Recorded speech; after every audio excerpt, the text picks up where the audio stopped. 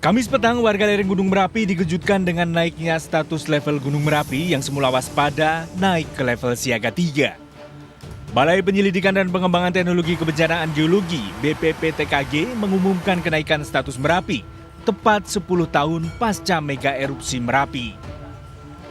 Kamis malam, tim gabungan BPBD TNI Polri mendatangi satu persatu desa yang masuk zona rawan bencana Merapi di kawasan Kecamatan Dukun, Magelang, Jawa Tengah. Upaya mitigasi sudah dilakukan terhadap 9 dusun dan 3 desa yang masuk zona rawan bencana Merapi. Kepala BPBD Magelang sudah menyiapkan langkah evakuasi dan meminta warga di 9 dusun tersebut segera mengungsi karena berdasarkan data analisis BPPTKG, erupsi Merapi akan lebih besar dari tahun 2006. Evakuasi pertama akan diprioritaskan pada lansia, difabel, ibu hamil, warga yang sakit, dan anak-anak. Data analisis dari BPPTKG bahwa sekarang situasinya, data statistiknya itu, data seismiknya sudah di atas data pada saat letusan tahun 2006. Artinya kalau kemudian sekarang erupsi dan BPPTKG mengatakan potensinya erupsinya adalah erupsi eksplosif. Tidak sama atau tidak sebesar letusan tahun 2010, tapi di atasnya tahun 2006. Dan langkahnya apa? Nah itu memang harus status siaga, kita harus warga masyarakat, apalagi ini kan masuk daerah KRB 3, itu harus siap mengungsi.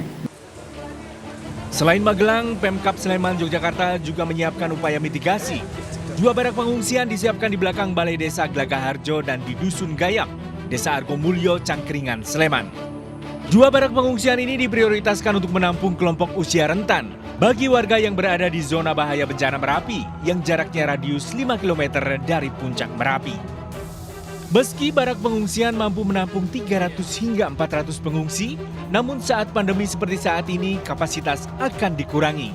Barak pengungsian hanya akan diisi 150 orang dengan penegakan protokol kesehatan selama berada di pengungsian.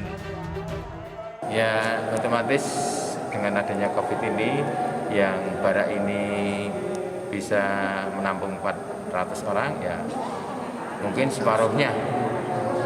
Bahkan ini Pak Joko sudah menyampaikan hanya 150 orang. Toh kalau itu hanya 100 masih cukup di sini. Pada Mei 2006, letusan Merapi memuntahkan material 10 juta meter kubik. 2 relawan ditemukan tewas terperangkap di dalam bunker Kali Adem. Merapi meletus kembali di periode Oktober hingga November 2010. Pada letusan tahun 2010 bahkan disebut sebagai mega erupsi karena memuntahkan 130 juta meter kubik material. Korban tewas mencapai 151 jiwa, sementara 320 ribu orang terpaksa mengungsi dan 291 rumah warga rusak. 11 Mei 2018, Merapi meletus kembali dengan tipe freatik, namun status dinyatakan level 1 atau normal. Di tengah pandemi COVID-19, langkah mitigasi pemerintah daerah setempat harus lebih ekstra.